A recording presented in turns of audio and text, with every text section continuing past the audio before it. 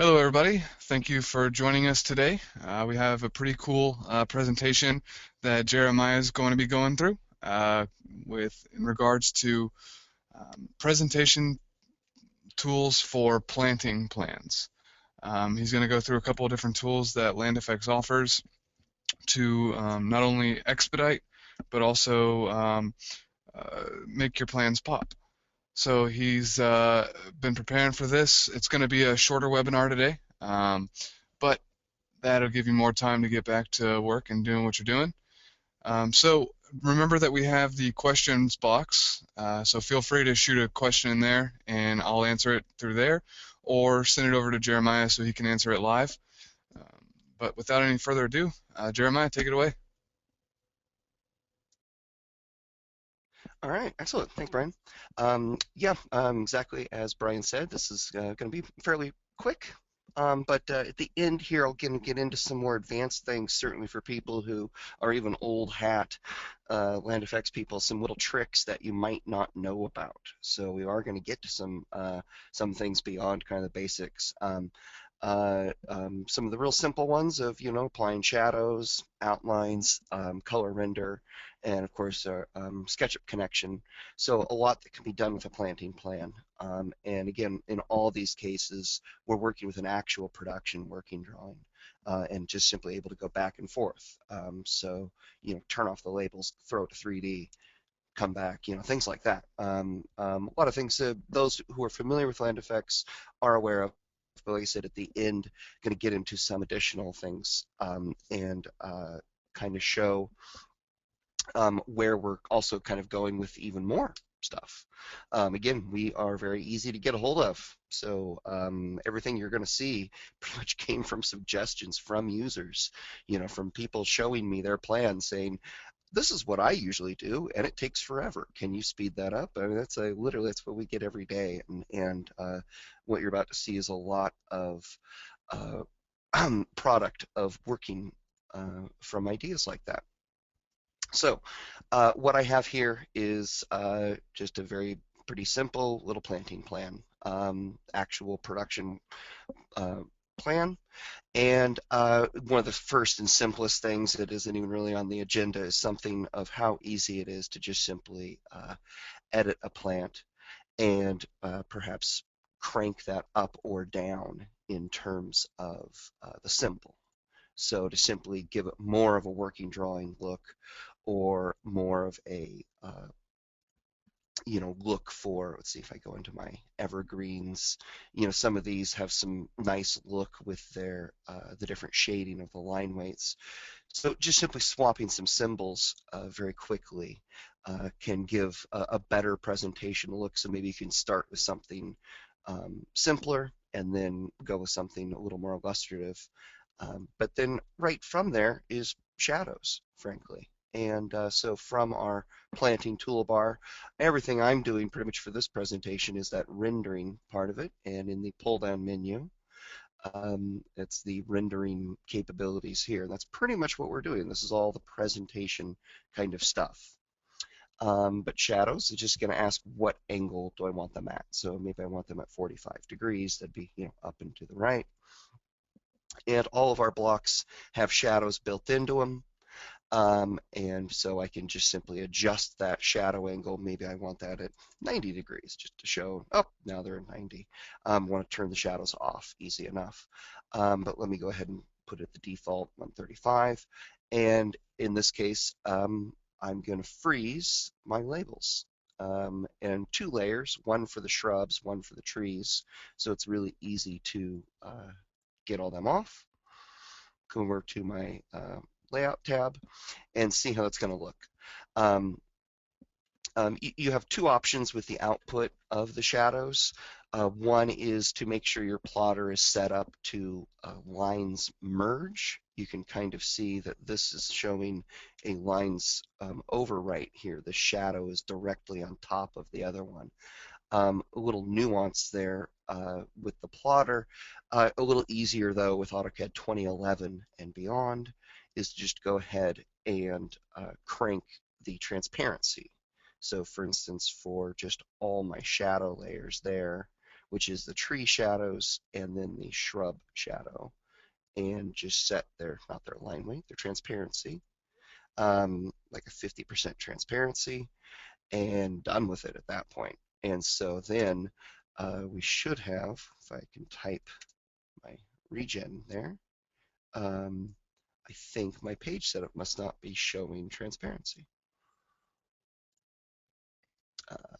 That is on. I'll just do a full preview, then that'll show up a little better. So yeah, I don't, I wonder if that would, carry through. I kind of want to print that all the way. I'm a little concerned by that overlap there. But for the most of these, you can see they're nicely transparent correctly. It's got to be just a little snafu with the way that's looking. I kind of want to throw that to a hard copy to see. But again, the whole beauty of this is, again, I can just simply turn off my shadows and can go ahead and turn my layers back on for my labels. There are those two frozen layers, and bam, and I'm back to my working drawing, and that's that's going to be a recurring theme here. So that was shadows. I want to show you the next little trick we have up our sleeve. Is yet again, I'm going to freeze the labels, and then the next one down, or actually a couple one down, there were shadows. We'll get to color in a second. I want to show outlines, plant outlines. And I have a toggle. I can do just trees or trees and shrubs. Go ahead and click go. And what's going to do is very much like what it just showed. Let me jump over here to my layout. And again, this shows up a little bit there. I'm going to go ahead and do a, sorry, getting used to my little button there. Still looks a little better in the print preview.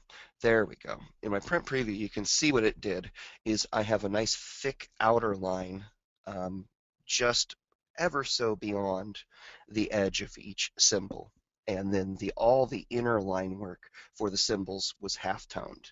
And those layers, you can see the layer for the shrub versus the trees, and the layers used for the interior, all of those can be configured. So for instance, if you feel that's a little too light of a gray, you can find that in the documentation, which layer setting to change that. And also, if you feel, we've had other people say that tree is a little too thick for their taste, you can thin that down a little very easily, all set from preferences. We've got a lot of users who really love this feature. And in this one, another classic example of just simply, let's leave those the labels on, and it just makes it a lot easier on the contractor to kind of see what's going on. And so I've heard that response quite a bit. And so from a lot of users who say, oh yeah, I always, right when I'm going to print it for the contractor, I go ahead and apply my outlines, and it's just very clear what's going on. So then back to the choice of symbol, you can have this more illustrative symbol that just looks better for you, but for the contractor, he doesn't care about that. So it's kind of the best of both worlds. A very handy little tool. And again, I can just simply go to my outlines and turn them off, and that will put everything back the way it was. So hey, Brian, don't suppose anyone has already chimed in with a question? Actually, I've had a couple questions. One you already answered was, can the plant outlines have the labels turned on? But I think we have a couple of basic users out there, but want to know, I had a couple people ask, what commands are you using to freeze the labels and unfreeze the labels? Oh yeah. Um, Well, to unfreeze or thaw them, I'm just going into the layer manager, but the freeze is just simply right there. Layer freeze right on my layers 2 toolbar, the single most handy toolbar in all of stock AutoCAD. But I tend to only pretty much use isolate and freeze, but that'll freeze any layer. And the whole beauty of our system is that I can, like that, I clicked on a tree and it just froze all trees. So that is why the It's very good to use proper layers. Land Effects enforces proper layers, and we're always very friendly with the freeze command. I can't imagine trying to operate AutoCAD without being able to freeze objects. And it's been a long, long time since freezing was invented. I think that was about AutoCAD 1988 or something. Ever since then, the logic of having blocks on layer 0 was thrown out the window. You want to use whatever layers within a block you want to describe that block. And so then the layer it's on can easily be frozen and have all full control of it. So freezing is that wonderful command that gives you that. And I'm actually going to be showing some more, particularly some combinations of freezing with some of these presentation capabilities. But first, I just want to get through the four presentations. The next one on the list is color render. And he is thinking here. Hold on. Hey, while it's thinking, Jared, another question came in here. When you're doing plan outlines, can that be viewport specific? Um, you That's a good one. I mean, I think for that, that's it's, I mean, because it's drawing the actual lines around them and affecting the actual layers. So there's not a way to have only one viewport showing that and not another. Um, Something I didn't quite, actually, I didn't check to see if there's maybe a error or something in the command. I'm just going to reopen this file to see if that is what's causing my color render to be not very friendly. I'm guessing, and I'm going to write that down, there must have been something with turning the outlines on and off that color render didn't like. Obviously, I'll take a look at that. That should be obviously fine, but maybe just something I missed there. Easy enough to reopen the file. But anyway, but now now I just want to confirm that comes up. See, look, I knew it. See, AutoCAD was not being happy there. So let me just fire this back up. And one more question while we're going through this. Some users are noticing that you're doing all these rendering techniques while you have the plan in the sheet file. Is it possible to use these same land effects buttons if all the base plans are XREF'd in? And yeah, that's a really good question, and I think currently not, but that would be a definitely a nice thing to do, which would solve that other issue. Is yeah, can I just XREF this into another file, then in that file apply the color render or the outlines, and so on. It's just a little more technically challenging to be processing the objects within an XREF, but certainly is within the realm of possibility, and that is actually one of the things I was going to mention at the end, is that's where we're looking for the future, to have more capability of having the XREF, or I'm sorry, having the working drawing XREF'd into these presentation drawings. So, but now let's cross our fingers here and hope that color render is going to be more friendly.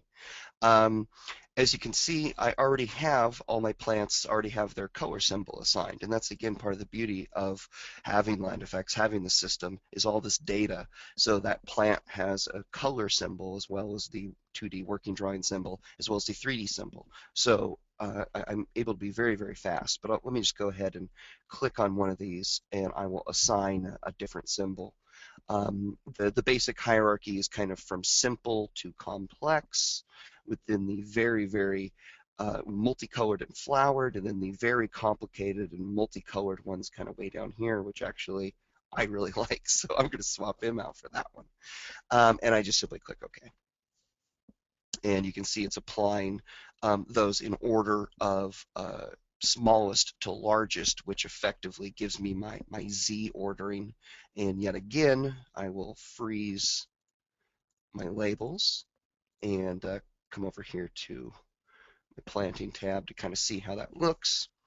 And let's now even make this really pop, is I'm going to go ahead and generate a plant schedule with the symbols.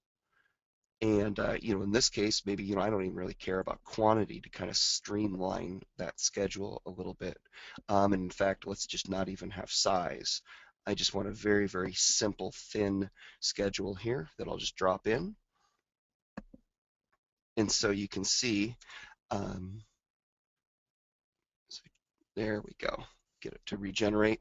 And again, oh, the shadows, you might go, oh, look, the shadows are kind of at a weird angle. The important thing to keep in mind is that the color render is separate from the shadows. Now, actually, for the purposes of this webinar, please ignore the fact that these two buttons are the same. We are putting the final touches on some little rearranges on the menu here, and somehow these two images are the same. So normally plant shadows is not green. They should not be identical.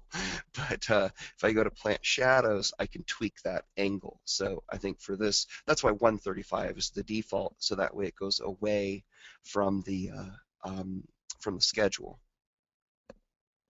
So got my shadows at my more appropriate angle, and there we go. So I've got a very nice presentation of this, but let's make the presentation even better, which, yeah, that looks kind of nice, but how about if I double click inside my viewport and I use my photo callout? And I'm just going to click on one of these guys, and it just fires an image search on Google image search for it. So usually you can always find something pretty nice, but I can always browse on local if I have a collection of higher resolution photos that I've collected and assembled myself. But I kind of like this one, and I just click on view image, which is the link to the actual image to download, and it'll grab that and let me drop this in the file. Kind of just scale it right about there, and I think I'll go ahead and let that leader come and pop. There we go. And now I can come back over here into my model space and do another one for whoops, go back into model space and do another photo here. Again, yeah, it's amazing how good Google is. I mean, that's a really good one right there, and no need to look further. I like that one. And drop him in. And the beauty is these photos are being saved with just their HTTP path. So what that means is I don't have to worry about saving these photos separately. And I can open this file on a separate drawing, and they'll all just read in. Sometimes, though, when you do reopen the file, they're blank. And what we tell people is get into the XREF manager, and you can see the photos here, and there's their saved path. And sometimes all you need to do is just go in here and hit enter, and boop, they all appear again. But after you reopening them, sometimes if you have a bunch of photos, it'll have the little red X in them, like they're an unreferenced XREF. And you can just simply say reload, and boom, all of a sudden they all reload perfectly. A tiny little quirk, but for such an incredible capability, well worth it. And then maybe like in this case, I escaped out of my leader. If I did want to apply those leaders again, the default leader for the photo callout is these thick style leaders. And so I can always just manually drop him in like that. And so that's a really nice looking presentation. And again, yeah, duly noted on, probably more appropriate from a CAD standard point of view to let that be an XREF, but that is a whole other level of complexity, of course. So that's why currently this is just off of that live working drawing. But again, that's another beauty of it is, look at this, is I can just simply jump back into model space. I could have saved that file as the color version, but still from this live file, I can go back into color render and turn off my color render. Hey, And Jer. then, oh yeah, go for it. Hey, got a couple of questions from some people. If you could, when you're presenting, say the name of the command as you're doing it, Mm-hmm. that would be helpful to a couple people. But one person had a question asking, how do you carry over the assigned plant colors from an old design? Is it work the same as importing? If you import the plants into a new project, will all the colors be maintained? Exactly. And so if I use that import and pulled from a previous drawing here, I let's see, well, I'm sure I got plants in here. So in with this drawing, that was probably a bad example because who knows what, that was some tech support one that we did. I didn't like that one at all. But when I import from another file, it's all the data with that plant. So the notes, the color symbol, the 3D symbol, everything. Also a good reason why you would want to go into your projects and save this project as a template. So that way I have all of that data saved as a separate template very easily to pull the plants in from.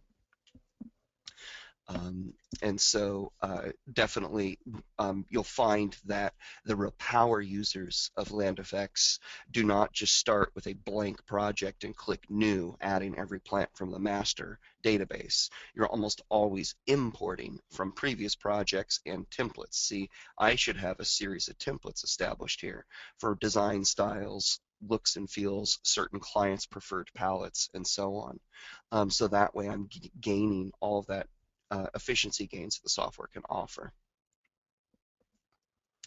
I am, while I'm here, I'm going to do two quick variations before I do the SketchUp 3D. I think it's just going to make more sense to stay right here.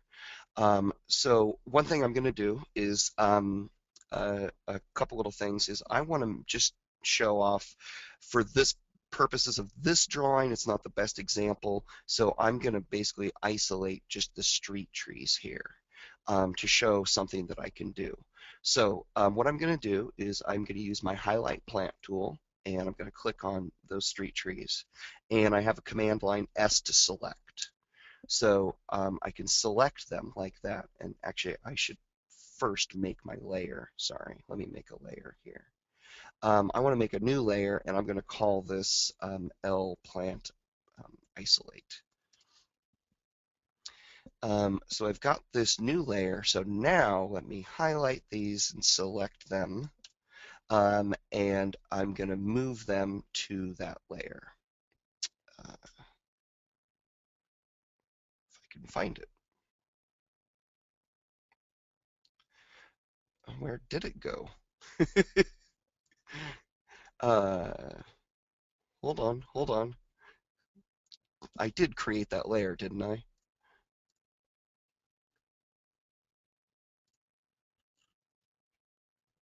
You know, let's do the other classic. How about ZZ plant isolate, right? There we go. Now I know that that's a layer. So there we go. How about this? All right, do that again. So I can highlight this plant, click S to isolate them, and move them from the default LP tree to ZZ plant isolate. So there's a very good reason why I wanted to do that, and that's because I want to now freeze everything else. Boom, boom, boom, boom, right? 4 clicks pretty much. I froze the whole rest of this planting plan, leaving only those ones that I isolated. Now I'm going to apply my color render. So color render is only obviously processing the plants that are not on frozen layers. And now turn on my previous layers using, that's the lay previous button if you're unfamiliar with that. And take a look at that. That really made these pop. So that's a really good technique that one firm showed me. They were in Dubai, and I think it's very similar to some of the work here, but they say is, if you may be unfamiliar with work in the Mideast, you're always serving a sheik, which is an interesting combination of sort of political and military. It reminded me of people who do military work here, where they always say they're presenting to the general or the admiral. Very similar to that. But anyway, what they did is they would isolate each species of plant, and so they would showcase them like that. So they would say, here are your king palms. Very clear, very easy to understand. Really nice little tool. But I'm going to show even another isolating tool, which is really kind of neat. I'm going to go ahead and just to show them, I want to turn my labels back on just to really show this. And what I'm going to do is I'm going to go here and make a work area and just call it street. And I'm just going to kind of encapsulate them and the little island here. Um, and I'm going to try to ignore those labels up there. So you can see I have a work area around just my street planting. Now I'm going to use another really interesting land effects function, which is if I double click inside this viewport, right next to that new work area is new viewport. And what it really technically means is new clipped viewport, but we've kept it named new viewport because we're going to be allowing it to also just simply create a viewport. But watch this. You see my plan. I've got all this other stuff here. I drew the work area around that. I say new viewport. It asks me to select a work area. I'm going to click on that work area. And waka waka, look what that did. So that is a really, really handy tool to isolate a little area. Maybe you just want to isolate the patio area or so on. And this is going to have even more capability because we're going to be adding some layer appending to the labels.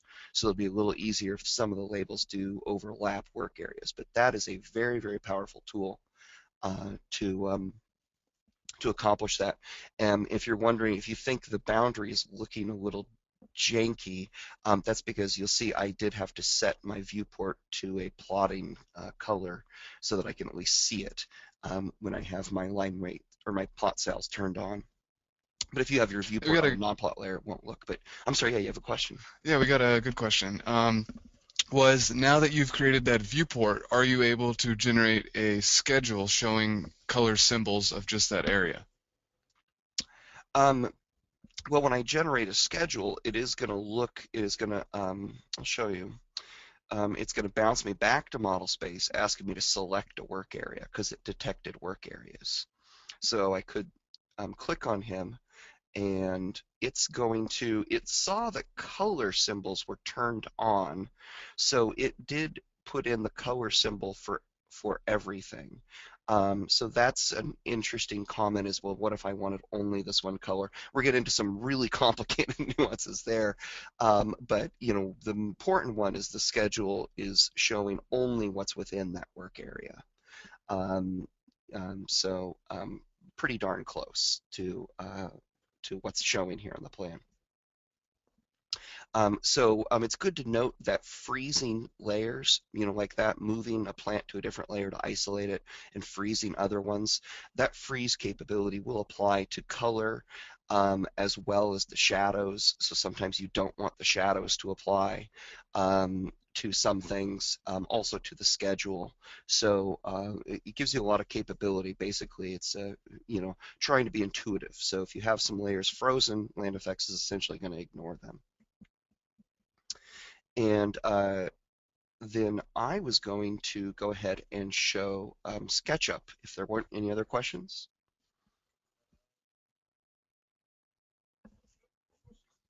Nope, no more questions. Fantastic. All right. So I'll just kind of leave this as it is. I think it's all good to go. And that's this last one here is our SketchUp connection, where I want to export the placement of plants to SketchUp. So let me go ahead and send that over. And obviously I'm skipping a step, which is, well, heck, I gotta draw the building and all that stuff. Well, yeah, you're gonna need a SketchUp model here. We've got some tools for that, and please see our SketchUp webinars on tools for doing that. But importantly, I have a SketchUp model, which has the same origin here, where Steve is standing. That correlates with right there, in AutoCAD. Steve is standing right there. So I'm able to get the two to talk to each other. That's really all that's important. And so great, let's get them to talk to each other. Here in SketchUp, I've got my toolbar. I can access my same project, and in this case, I want to import my plant material. And again, it saved my 3D component selection for everything. But again, if I did want to pick something different, I could just simply click on one of these and look through our different libraries. Again, I have a browse button if I wanted to browse for one that I have purchased that I would rather use, or maybe I've created on my own. We've got more and more coming, almost literally every day. Um, and so very easy to just kind of go through and pick ones that work. Um, suppose I love this little stubby palm. He's one of my favorites, but anyway. I've got them, and I just simply click import, and it's plugging through. What it's primarily doing is it's looking at the Z elevation so that the plants will match the topography of where they come in. And obviously, is in terms of presentation, in terms of technology, future of landscape architecture. I mean, we could go on and on, right? I mean, obviously, this is the Cadillac version of presentations here. This is what's going to make your client's eyes water. This is the future. But again, I still need to be working from a working drawing. But I need to be able to, let's go ahead, yeah, let's show this even to the client, or maybe you're doing a go-to meeting with the client, and they go, they kind of wanted this backyard or this back lawn area to kind of not have these trees in the middle of it. They kind of envisioned more kids running around and playing. I don't know, right? Clients are weird. So you can say, oh, fine, no worries. Let's go ahead and get rid of these. I mean, so I can delete them. I can copy them. I can place them. I can also just move them. So maybe this one, I'm like, how about if I move him to there? Would that make you happy? Sure, says the client, go ahead. So you can do this sort of markup in 3D. So is this looking better? Okay, there. Now there's room for the dogs to play, and there's still a shade tree over here. Let's send these changes back to AutoCAD. And that's that back to AutoCAD button right there. And it says done. Now I can come back over here to CAD, and you'll see that was these three right here. They're still here, of course, but let me go ahead and go back to my SketchUp connection and import my design. That will import those design changes. So I'm able to fluidly go back and forth between this working drawing and SketchUp 3D, not having to, showing the client the thing in 3D and, oh, let me come back over here and move that guy. Now let me go back to 3D and show it to you again. As for this label, yes, it's true. The tool is kind of assuming you haven't gone so far as to label everything. All right, so I would have to manually kind of delete the label and relabel that guy, but not too big of a deal. The verify labels would have caught him as unlabeled anyway.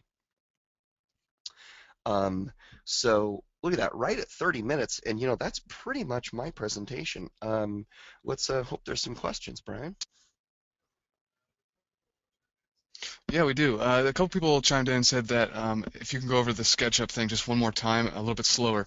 But basically, how did you get the 3D plant symbols loaded in there and associated with your plants, and what commands were you using to show off or to transfer data from one to another? Sure. That'll be a lot of fun. What I'll do is just to really show it is let me just go ahead and add a completely um, blank a new plant straight from the database.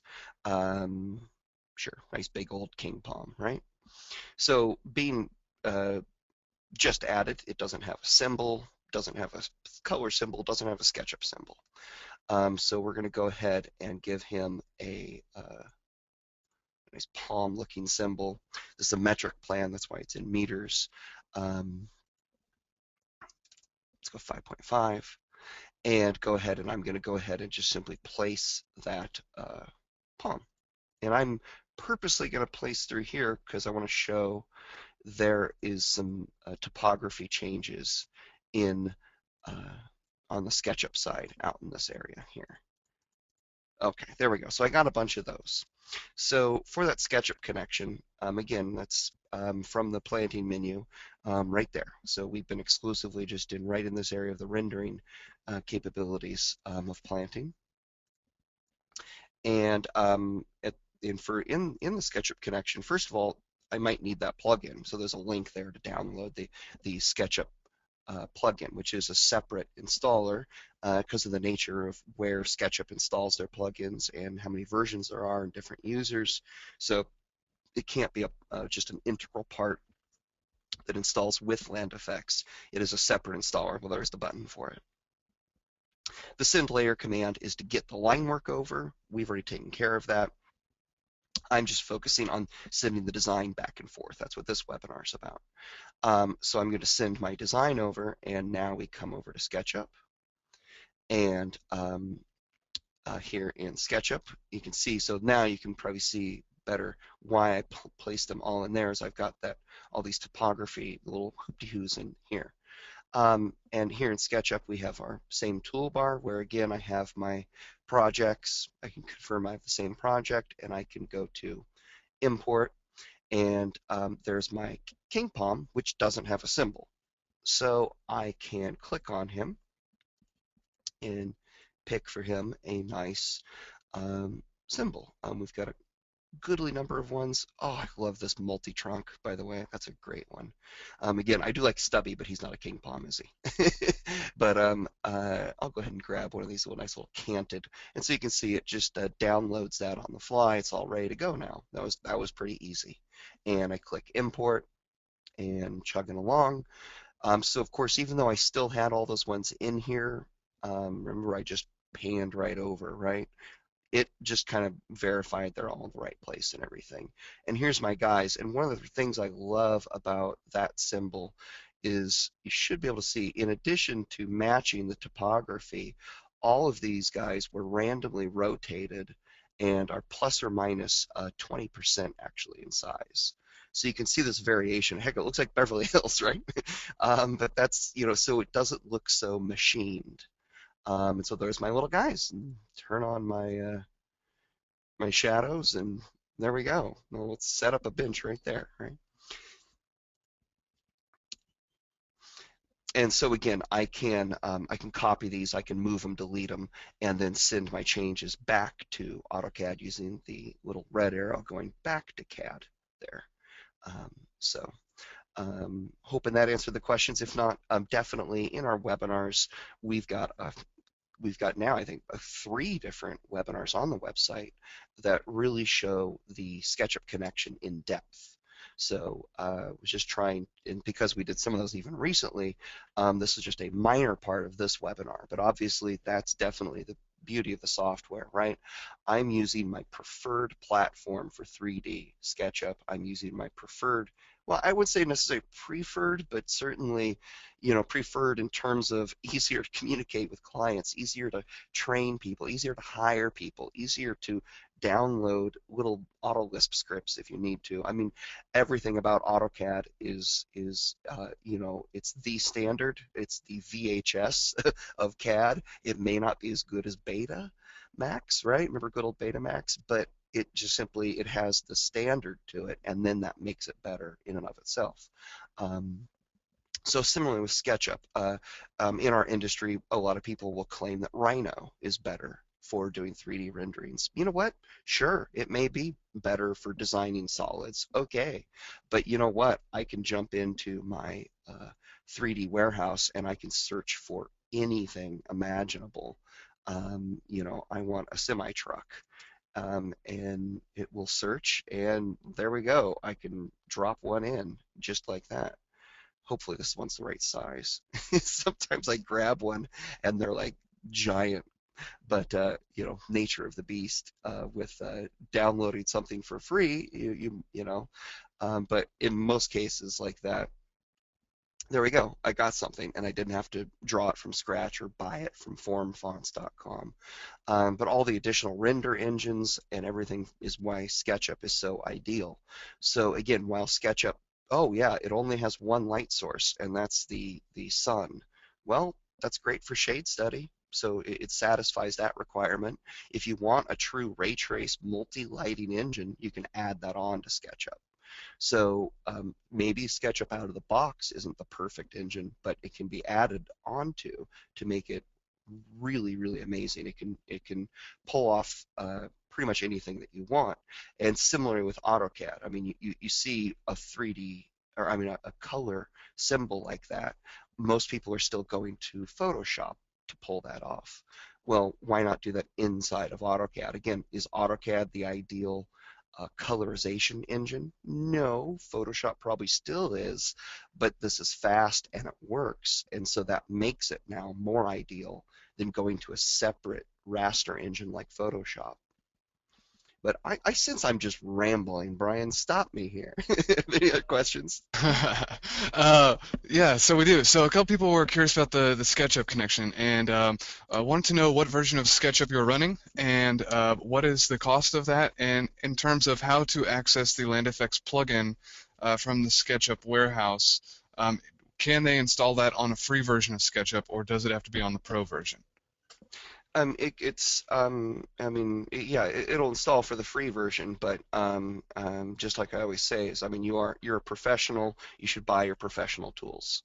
The license agreement with SketchUp is very clear. If you're a professional, you're supposed to buy the Pro version, which is $500. To get this capability for only $500, I mean, depending on when you started your practice, I remember when we first looked into 3D, that was in the late 90s, and we're talking that was $5,000 without batting an eye, and that's in 97 dollars. Okay, so to get SketchUp for $500, not to call someone out on that, but you should not be asking that question. It's a $500 purchase. You should buy it. This is SketchUp 2014. We work with we'll support version 8 and up, even though we're about to kick that up to 2013 and up, because we do need to continue to offer more capability, and it's a lot of overhead to continue to support older legacy versions for people like that, people who just simply don't want to spend $500. I mean, don't want to spend $500 to get this capability? Go on, people, let's go here. This is pretty amazing. Um, but from the extension warehouse, you can just go ahead and go into there and search for LandFX and grab it right from there. Um, there we are, bada bing, and that'll install in a heartbeat. But likewise, as I showed over here in AutoCAD from the SketchUp connection, which is, you're going to be intimately trying to use the SketchUp connection, there's the button right there. It says download the plugin. That actually goes to the information page on our website, which shows how to install it. So it says, use the extension warehouse to get it, or you can download it manually. So yeah, that would be on SketchUp. And so you can see, though, I am using SketchUp on my Mac side. So that's another pretty cool architecture of our SketchUp plugin, is I can be on the Mac side with this SketchUp, even though my AutoCAD is running through Parallels on the PC side, and they're still talking to each other. But SketchUp can actually even be on a totally separate computer in the office. So we specifically did that because a lot of offices, their graphics person is physically separated, sometimes even a different building than their production staff. So they can be sending that planting design back and forth between those offices, which is pretty exciting. Okay, and then we got one more question here, which was just going back over the trees, talking a little bit about how does LandFX place the trees so that they're not all oriented the same direction? In SketchUp, I assume. Um, that I mean it the that's the it just does, I guess. Magic of code. See, like if I go in here to place this guy, um, and if I zoom in a little here, trying to zoom a little. Sometimes SketchUp will get a little um, clunky on you, but I'm trying to, and so you can see, so each one of these that I place is just simply at a different rotation. Um, Really kind of funny story. What I like to call my exploded baboon stories is when I was getting that code working. I had the rotation in the wrong part of the loop, and placing this palm tree, it looked like a helicopter because it was just spinning randomly as I moved the mouse. So yes, even us programmers do make mistakes sometimes, but that would have been a funny one to send out to people, because to hear a tech support request come in that my palm tree is spinning like it's trying to take off. But yeah, so you can see it just simply rotates it in between each click. The same as with when I do the import from AutoCAD, they'll just simply be randomly rotated and randomly scaled within plus or minus 20%. So it's just the magic of lines of code. All right, well, I don't see any more questions coming in now. So with that, I think that we can call it a day. But thank you everybody for tuning in today. I think it was a great presentation showing off some of the really cool capabilities that we're bringing to the table here at Land Effects to make your plans not only more accurate, but also more visual to your clients and help you sell your designs better and inevitably, make you guys successful. So with that, thanks everybody for tuning in. Enjoy the rest of your Friday. Have a great weekend, and we'll see you next week for our next webinar. All right, bye-bye.